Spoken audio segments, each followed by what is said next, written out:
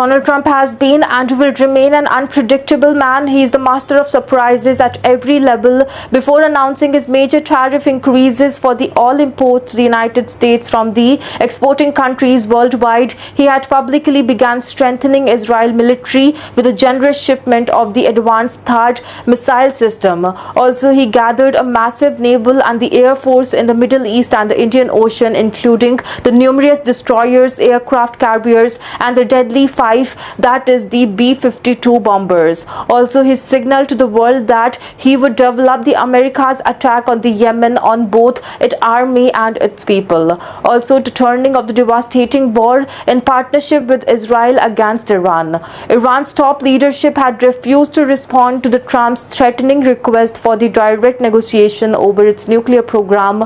Trump surprised the world, especially his friend and the White House guest, that is Benjamin Netanyahu, by announcing the initiation of the negotiations between the Iran beginning in the Sultanate of Oman on the 12th of April.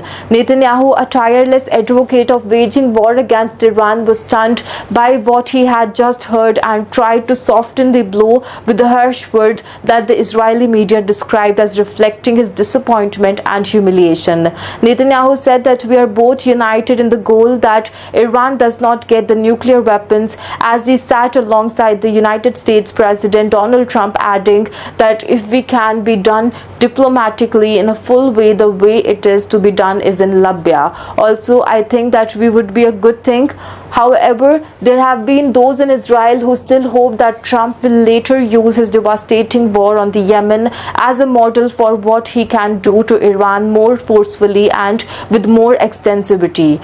If we refuse to comply with this many inflexible demands, then how? By shifting from the defensive response strategy adopted by the administration of the former US President Joe Biden to the offensive deterrence strategy.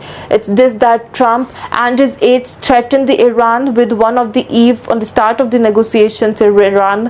Also, furthermore, there is another question: what do Washington and Tehran wants in the negotiation? Trump wants to prevent Iran from possessing a nuclear weapon. Tehran wants the negotiation to be limited to discussing the nuclear issue alone, but it is clear from the statements of the United States President and his aides that Washington seeks to expand the scope of the negotiation to include, and in addition to the nuclear issue, Iran's policy in the region, particularly its support for the Houthis in the Yemen and its program to build and develop long-range ballistic missiles.